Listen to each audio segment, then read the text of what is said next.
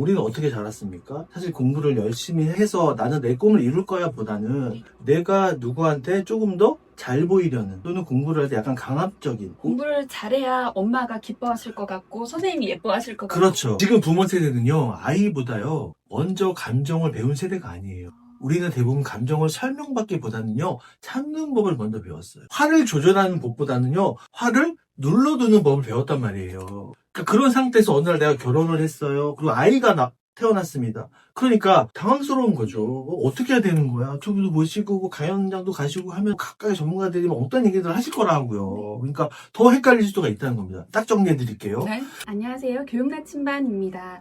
저희 채널에 오늘 또 아주 귀한 분이 다시 한번 출연을 해주셨는데요. 저는 사실 이분을 실물보다 먼저 글로 만나 뵀던 분이에요. 날카롭게 핵심을 짚으시고 또 따뜻하게 위로하시는 글 때문에 저는 전혀 무섭다는 생각을 안 했는데, 우리 교수님이 가끔 무섭다는 오해를 받고 계신다고 해요. 네네. 오늘 인터뷰를 통해서 그 오해를 풀어보도록 하겠습니다. 교수님 안녕하세요. 네, 안녕하세요. 여러분 안녕하세요. 네, 백삼동원님 김동원 교수입니다. 아이들을 키우는 부모님들에게 있어서 이 불안이라는 감정 뗄래야 뗄 수 없는 것 같아요. 이 불안이라는 감정은 반드시 대물림이 되는 걸까요? 그러니까 많은 부모님들이요, 이 질문 앞에서 이미 마음속에 본인이 스스로 답을 정해놓고 계신 거예요. 내가 불안하면 우리 아이도 불안해질 수밖에 없겠지. 그래서 부모가 된 이후 자기 불안을 느끼는 것 자체를 죄책감처럼 안고 살아간다는 거죠. 근데 저는 이 질문부터 조금 다르게 봐야 되지 않을까 생각합니다. 일단 우리가요, 사회적으로 갖고 있는 통념부터 한번 깨볼게요. 그러니까 불안은 아까 질문하신 것처럼 대물림 되지 않습니다. 대물림 되는 건 우리가 불안을 다루는 이 방식이라는 거예요. 그러니까 이게 굉장히 중요한 차이인데, 요즘 이제 뭐 심리학, 이 뇌과학 막 이런 말 이렇게 우리 가정에 들어오면서 이 키워드를 사용하면 모든 게 다 해결될 것처럼, 불안도 해결될 것처럼 얘기하는 구조. 전 이게 잘못됐다고 생각이 되는 거고요. 아이에게 전달되는 건 부모가 불안을 느끼느냐 안 느끼냐 그런 개념이 아니라, 불안을 느꼈을 때요, 그 불안으로 어떤 어른이 되어 가느냐, 빨리 회복하는 거냐, 저는 이거라고 봅니다. 그래서 요즘 부모 교육에 위험한 오해가 좀 있습니다. 이 얘기를 드리고 싶은데요, 불안을 너무 단순하게 다루는 경향이 있다.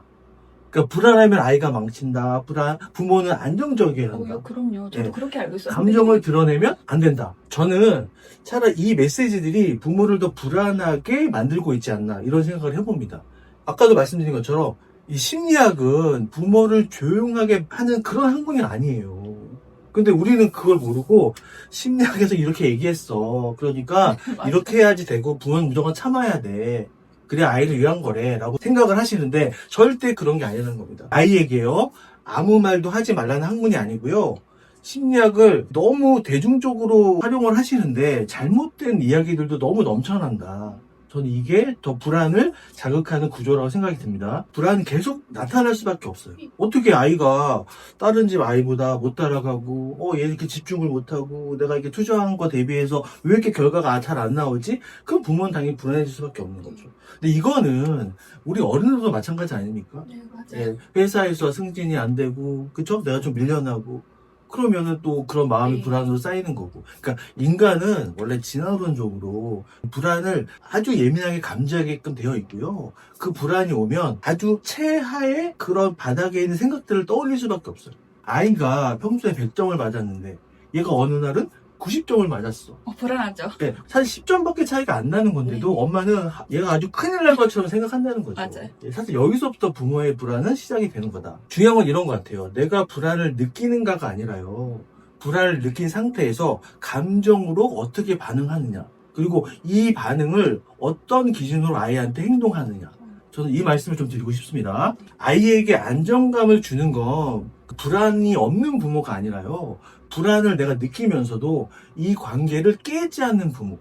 사실은 이게 우리가 아이한테 물려줄 가장 확실한 유산이라고 생각이 들어요. 지금 나온 이제 엄마의 마음 연습에서도요, 어머니들한테 참으세요, 다 이해해주세요, 이런 얘기 하나도 안 썼습니다. 너무 네. 좋더라고요. 네. 불안을 느끼되 그 불안이 아이를 향한 말과 행동의 주인이 되지 않게 하는 연습이어야 한다. 근데 대부분의 부모님들은 내 불안을 아이한테 아주 강력하게 투사하죠. 그러면 아이는 어떻겠습니까? 그때 받아들이고. 그렇죠. 물론 아이를 키우면서 어떻게 훈육을 안 하고 혼을 안 되겠습니까? 부모도 화가 나고 불안해질 수 있고 흔들릴 수 있다. 이게 기본 전제예요. 불안을 없앤다? 그거는 뭐 살지 말라는 얘기죠. 하지만 그 감정이 그러니까 훈육의 어떤 방향까지 전부 결정하게 두지 않는 거. 이게 진짜 참 어른이다. 참 부모다라고 생각이 듭니다. 교수님 말씀을 들으니까요, 굉장히 희망적으로 다가왔어요. 그리고 어린 시절부터 마지막 노년기까지 불안이라는 감정이 없이는 살 수 없고 발전할 수 없을 것 같다는 생각이 들었는데요. 불안 자체를 없애고 싶어서 저도 마음고생했던 아이들이 많거든요. 그럼 아이를 키우는 모든 순간에 발현되는 이 불안이라는 감정을 우리는 어떻게 다뤄야 될까요? 지금 말씀하신 내용들은 다 모든 부모님들이나 인간이라면 고민하는 부분이라고 생각이 들어요. 근데 저는 불안을 다루는 실제 기준을 오늘 3가지로 정리를 해드리려고 합니다. 그러니까 부모에게 필요한 건 감정 조절 기술이 아니에요. 우리도 그렇게 배워왔고 살아왔습니다. 그래서 부모이기 때문에 당연하게 아이한테는 이렇게 해야 돼 라고 생각하시는데 이 기준을 좀 아시면 회복하는 연습이 되실 수 있다는 겁니다. 자, 첫 번째는요, 내가 지금 불안하다는 걸 알아차리는 게 중요해요. 자, 두 번째는요, 그 불안을 이유로 바로 다그치거나 아이를 통제하지 않아야 됩니다. 왜냐하면 대부분의 불안은 우리가 예상하지 않는 상상 속에서 이루어지는 불안도 상당히 많다는 겁니다. 맞아. 예.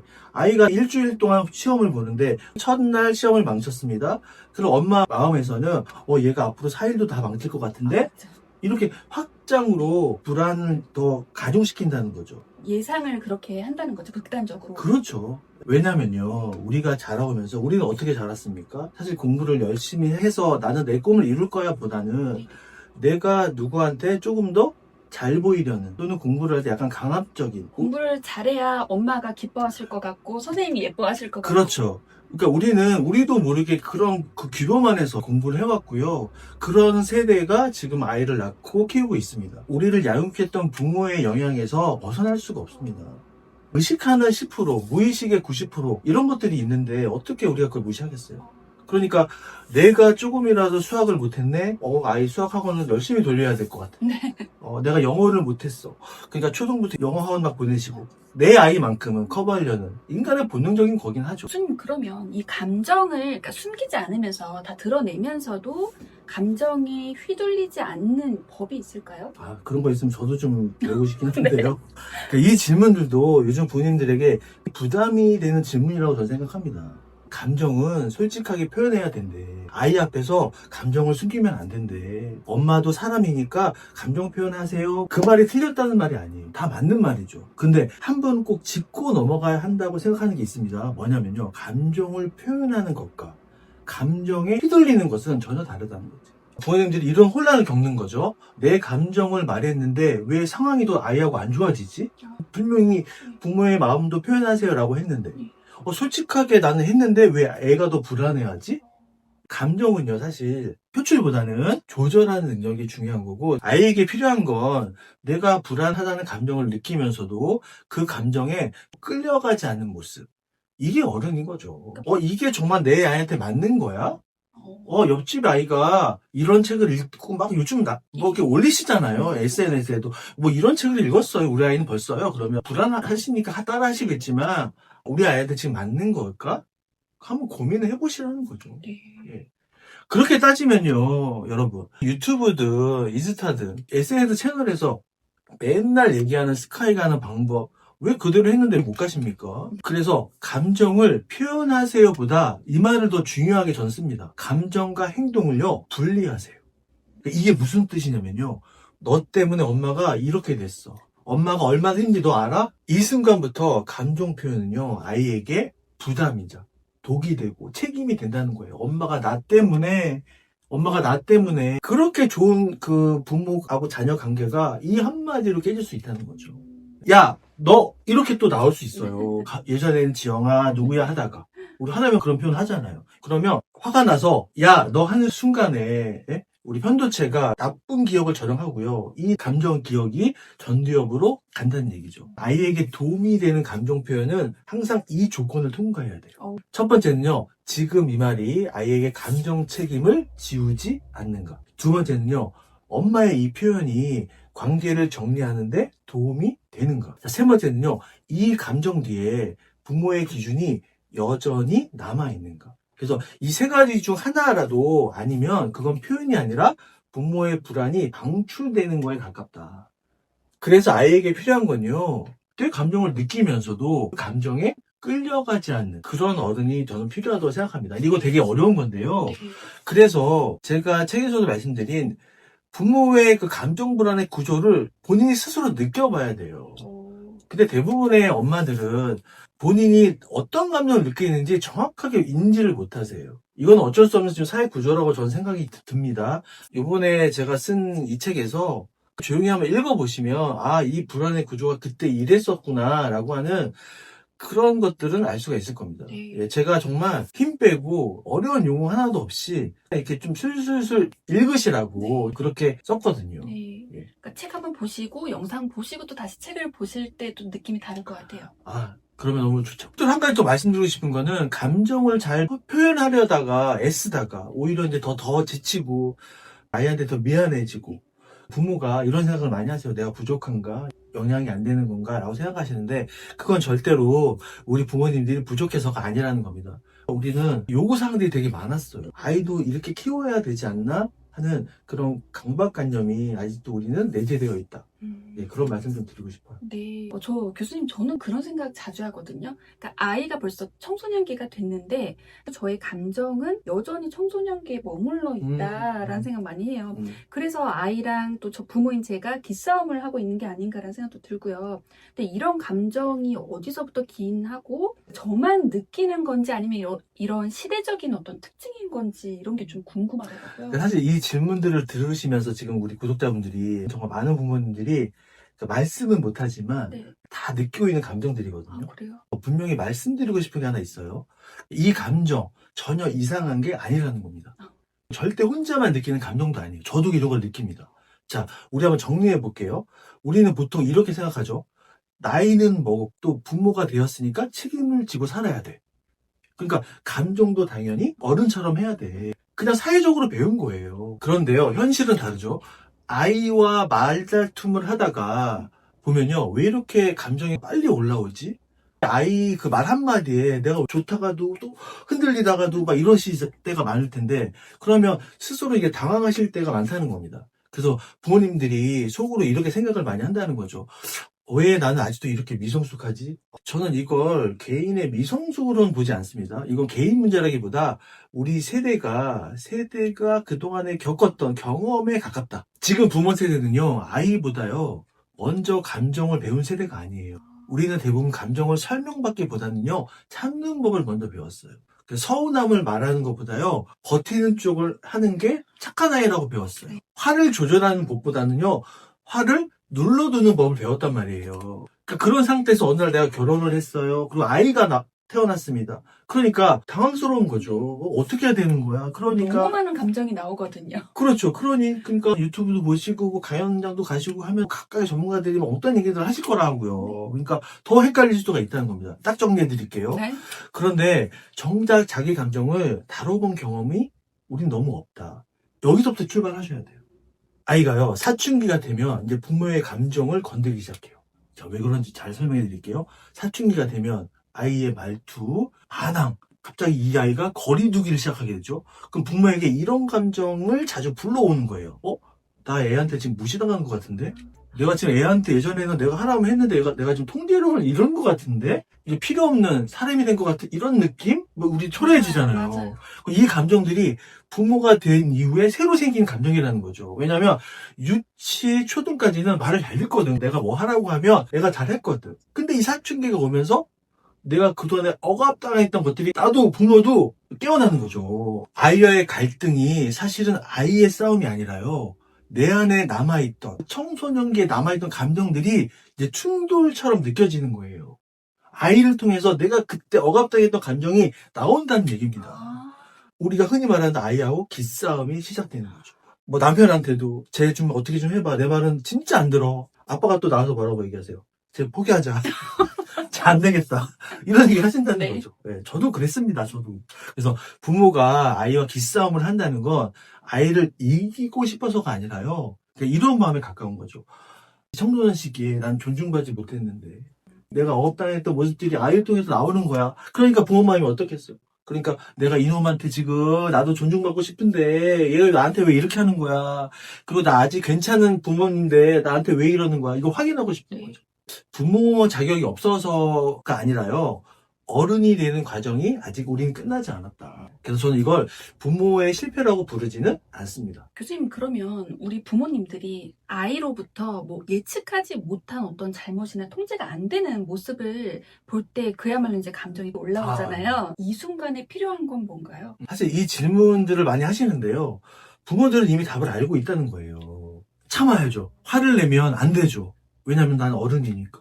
그런데 저는 이 말부터 조심스럽게 좀 고치고 싶습니다. 뭐냐면요. 부모는 감정을 잘 참는 사람이 아니라 부모는 감정이 터진 뒤에도 다시 이렇게 돌아오는 사람이어야 한다. 그러니까 참는 건 아이나 부모나 잠깐 참을 수 있는 건 할 수 있다는 겁니다. 하지만 참기만 하면 언젠가는 더 크게 터지겠죠. 그리고 그때 아이는요. 내가 왜 혼난지 그런 기억보다요. 그때 혼냈던 부모의 그런 말과 표정, 이게 무서웠다로만 기억이 남는다는 거예요. 부모의 감정 폭발은 과연 실패일까요? 그러니까 많은 부모님들이요. 한 번 감정이 내가 폭발하면 나도 실패했어. 나 안 되나 봐 나. 그게 아니라는 거죠. 오히려 중요한 질문은 이거라는 거예요. 그 다음에 나는 어떤 어른이 되었는가? 회복하는 부모라는 어떤 사람일까요? 회복하는 부모는요. 절대 화를 안 내는 사람이 아니고요. 이 세 가지를 갖고 있는 사람입니다. 첫 번째는요. 멈출 수 있는 부모입니다. 그러니까 감정이 막 아이 때문에 올라오는 순간이 있으시죠. 근데 완벽하게 참을 수는 없어도요. 더 가지 않게 멈출 수 있어야 한다는 거죠. 그러니까 이건 아이를 위한 기술이 아니라요. 어쩌면 부모 자신을 지키기 위한 거예요. 자, 두 번째는요. 상황을 다시 정리하는 부모예요. 감정이 지나간 뒤에 이렇게 말할 수 있는 부모가 돼야 된다는 겁니다. 아까는 엄마가 많이 화가 났네. 그런데 화가 난 것과 네가 잘못한 거 차분히 다시 이야기해야 될 것 같아. 이 문장이 아이에게는요 굉장히 중요한 경험이 된다는 겁니다. 왜 그러냐면 엄마가 지금 화내는 감정과 이성적인 행동을 분리시켰죠. 네. 그러니까 아이 입장에서는 감정은 당연히 올라올 수 있는 거구나 인간이라면. 하지만 우리 엄마는 이 감정을 인정하고 이 감정이 어디서 왔는지 나한테 다시 설명해 줬어. 그럼 애가 행동 수정을 할 수가 있다는 거죠. 자, 세 번째는요. 다시 관계로 돌아오는 부모입니다. 그러니까 아이에게 가장 큰 안정은 부모가 화를 안 내는 게 아니라 화가 난 뒤에도 다시 자녀의 관계가 복구된다는 그런 확신이에요. 엄마하고 나하고 막 말싸움할 수 있어. 근데 엄마는 다시 나하고 관계가 좋아질 거야. 이런 게 더 되게 중요한 것이다. 그래서 아이들은 부모의 말보다 부모의 회복 과정을 유심히 보고 배운다는 겁니다. 근데 우리 한번 잘 생각해 보세요. 우리 그렇게 배웠나요? 부모님들이 그냥 화내고 그냥 막 우리 어떻게 보면 야생에서 우린 자랐어요. 어떻게 보면. 그렇죠? 근데 우리가 이제 이렇게 곱게 키우고 막 이렇게 열려있는 데서 아이들을 키우려고 하니 얼마나 우리 부모님들이 힘드시겠어요. 그래서 먼저 본인의 이런 자란 환경에 대해서 불안 구조를 고민해 보시라는 얘기입니다. 그러니까 감정은 누구나 흔들릴 수 있고 순간적으로 무너질 수 있어요. 네. 그 상태가 그러니까 영구적인 자녀와의 관계 파괴가 되지 않는다. 이거를 어른으로서 계속 보여주는 게 저는 되게 중요한 것 같고요. 사실 이렇게 말하는 저도 누군가가 어떤 나쁜 말을 하거나 안 좋은 얘기를 하면 기분이 상하겠죠. 하지만 조금은 그런 거에 대해서 이제 좀 참고 저 사람이 어떤 감정으로 이런 얘기를 했겠지? 그만큼 우리가 감정의 어른이 됐다는 거죠, 제 말은. 우리 부모님들이 과잉 개입 또는 아예 극단적으로 방임, 네, 이렇게 양극단으로 나뉘는 경우가 많잖아요. 근데 이게 적당히 조절하는 게 가장 어렵더라고요. 이런 모습의 원인은 뭐고요? 또 어떤 해결 방안을 좀 주실지 궁금해요. 저는 여기서 한 가지 먼저 짚고 가야 될 것이 있다고 말씀드리고 싶어요. 통념부터 한번 바로 잡아보겠습니다. 과잉 개입과 방임은 부모의 성향의 문제가 아니에요. 나는 원래 과한 사람이니까. 나는 원래 무심한 편이야. 이렇게 양극단으로 생각하시니까 그게 문제라는 겁니다. 그러니까 이렇게 설명되는 문제가 아니라는 겁니다. 이 두 가지는요, 서로 다른 문제처럼 보이지만 사실은요, 같은 곳에서 출발한다는 거예요. 정말요? 네. 공통된 뿌리 하나가 있어요. 이게 뭐냐면요, 부모의 불안인데요. 다만 그 불안을 처리하는 방식이 다를 뿐이라는 겁니다. 과잉 개입은 어디에서 나오냐? 아이를 믿지 못해서라기보다요, 상황을 놓치고 싶지 않은 그 마음에서 나온다는 겁니다. 지금 내가 안 잡아주면 더 망가질 것 같고, 내가 지금 개입 안 하면 더 뒤처질 것 같고, 내가 뭔가 안 하고 있으면 불안해지고, 그래서 부모는 아이의 삶을 도와준다기보다요, 어떻게 보면 자기 불안을 통제하려는 쪽으로 움직이게 된다는 거죠. 반대로 방임은 아이에게 관심이 없어서 생기기보다요, 지쳐서 혹은요, 감당이 안 돼서 생기는 경우가 많다는 거예요. 그러니까 더 말해봤자 뭐 애랑 싸울 것 같고, 또 애가 화내고 나랑도 얘기도 안 할 것 같고, 그래서 부모는 그냥 알아서 하겠지 뭐, 관계에서 한 발 물러나게 된다는 거죠. 자, 그래서 중요한 포인트 하나를 설명드리면요, 과잉 개입과 방임은요, 정반대가 아니라는 겁니다. 그러니까 불안을 다루지 못한 부모가 어떤 상황에 따라서 왔다 갔다 하는 두 극단이라는 건데요. 그래서 어떤 부모는 어제는 과하게 개입했다가 오늘은 아예 손을 떼기도 한다는 거죠. 그래서 이건 부모가 일관성이 없어서가 아니라 기준이 흔들리고 있기 때문이다. 그래서 해결책은요, 중간 찾기가 아니라는 거예요. 많은 부모 교육에서 이렇게 말을 합니다. 적당히 개입하세요. 네. 균형을 제발 잡으세요. 근데 이 말은 실제로 거의 도움이 되지 않는다는 거예요. 부모에게 필요한 건 균형 감각이 아니라요, 판단 기준이라는 겁니다. 제가 제안하는 기준 하나를 말씀드리면요, 아이의 상태를 보는 개입인지 부모의 조급함을 처리하는 개입인지, 이 구분이 서기 시작하면 과잉도 방임도 자연스럽게 줄어들 수 있다는 거죠. 그거였네요. 저는 의대 교수님이신 김성곤 교수님께 이런 질문 드리고 싶어요. 저희 교육 나침반의 정체성이라고 할 수 있는 게 저는 문해력이라고 생각을 하는데요. 우리 교수님께서 생각하시는 이 문해력의 정의와 어떻게 이 문해력을 키워줘야 되는지 그 방법에 대해서 궁금하거든요. 네. 저도 뭐 연구 논문을 많이 쓰고 뭐 나름대로 책을 많이 읽은 사람 중에 하나라고 생각이 드는데요. 요즘에 또 문해력이 핫한 또 이슈가 됐잖아요. 문해력이란 말을 들으면 많은 분들이 이런 걸 떠오르실 겁니다. 책을 많이 읽는 아이, 국어 성적이 좋은 아이, 문제를 좀 빨리 이해하는 아이. 근데 저는 좀 다르게 정의하고 싶어요. 정보를 만났을 때 성급하게 결론을 내리지 않는 힘이라고 생각해요. 이게 이 시대가 원하고 있는 문해력이 아닐까 생각도 드는데요. 요즘 아이들은 글을 못 읽어서 생기는 문제가 많기보다는요, 너무 빨리 판단해서 멈춰버리는 문제가 더 크다는 겁니다. 읽자마자 답부터 찾고, 모르면 넘기고요, 헷갈리면 포기하죠. 네. 이건 지능의 문제가 아니라요, 머무는 힘의 문제예요. 그렇다면요, 왜 요즘 문해력이 더 애들이 흔들릴까? 저는 좀 다른 관점으로 말씀드려볼게요. 이건 아이들만의 문제가 아니라 어른의 방식이 아이에게 그대로 전달된 결과라고 말씀드리고 싶어요. 우리 어른들도요, 어떤 기사나 뉴스가 나오면 요약부터 찾습니다. 그리고 결론부터 찾고요, 긴 설명을 버거워합니다. 어른들조차도. 그래서 뭐가 중요한데 빨리 결론부터 말해봐, 이렇게 묻는다는 거예요. 아이들은요, 이걸 말로 배우는 게 아니라 환경으로 배운다니까요. 그래서 저는 문해력을 학습 능력 이전의 생활 방식의 결과라고 보고 있어요. 그래서 진짜 문해력은 문제집보다 부모와의 대화에서 자라나는 거예요. 예를 들어 이런 순간들이 있습니다. 아이가 이제 막 말을 하기 시작할 때, 아이가 좀 말을 더듬을 때 바로 정답을 주지 않고 기다려주고 있었는지, 아이가 생각이 막 엉성하고 엉뚱한 얘기를 할 때가 있을 거예요. 그때 끝까지 말해보게 했는지, 아이 말이 틀렸을 때 부모가 고치기 전에 이유를 물어봤는지, 이 경험들이 쌓이면서 아이는 이렇게 배울 거예요. 나는 생각을 완성하지 않아도 말할 수 있는 사람이네. 우리 엄마는 내가 엉성하게 말하고 틀리게 말해도 내 말을 끝까지 들어줘. 이 기억인 거죠. 이게 문해력 아닐까요? 제가 말씀드린. 그러니까 모르는 상태에서도 버텨도 되는 사람이야 너는. 이걸 알려주세요. 이게 바로 문해력의 뿌리라고 저는 생각합니다. 네, 교수님 긴 시간 동안 좋은 말씀 많이 해주셨는데요. 마지막으로 또 마무리하는 따뜻한 말씀 부탁드릴게요. 네, 요즘 부모님들은 아이를 키우는 게 아니라 어쩌면 자기 자신을 계속 평가당하면서 살아가고 있다. 저는 그런 모습들을 제 시점으로 좀 바라보고 있습니다. 오늘도 아이한테 놓친 것 같고, 오늘도 내가 좀 늦은 것 같고, 불안하시죠? 그래서 부모가 되면 이상하게도 하루가 끝날수록 자꾸 자기 자신한테 낙제점을 주게 되는데요. 우리가 놓치고 있는 사실 하나가 있다는 거죠. 지금 이 시대의 부모님들은 아이만 키우는 게 아니라는 겁니다. 자기 자신도 함께 키우고 있는 세대라는 겁니다. 그러니까 불안을 다루는 법을 아이 키우면서 처음 배웠고, 감정을 조절하는 법을 부모가 되고 나서 연습하고, 그러니까 어른이 된다는 게 뭔지 아이 앞에서 다시 배우고 있다는 겁니다.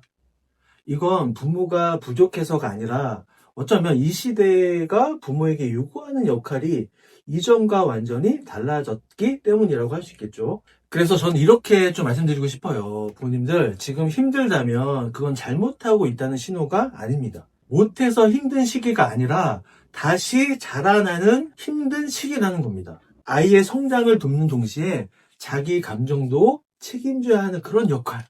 이건 역사상 가장 어려운 부모 역할일지도 모르겠습니다. 그래서 제가 요번에 나온 엄마의 마음 연습이라고 하는 책은요, 부모님에게 이렇게 말하지 않아요. 더 잘하세요. 이렇게 해야 합니다. 대신 이렇게 묻습니다. 당신은 이만큼의 불안과 혼란 속에서도 오늘 아이 곁에 다시 서 있지 않나요? 저는 그 자체로 이미 충분한 일이라고 생각합니다.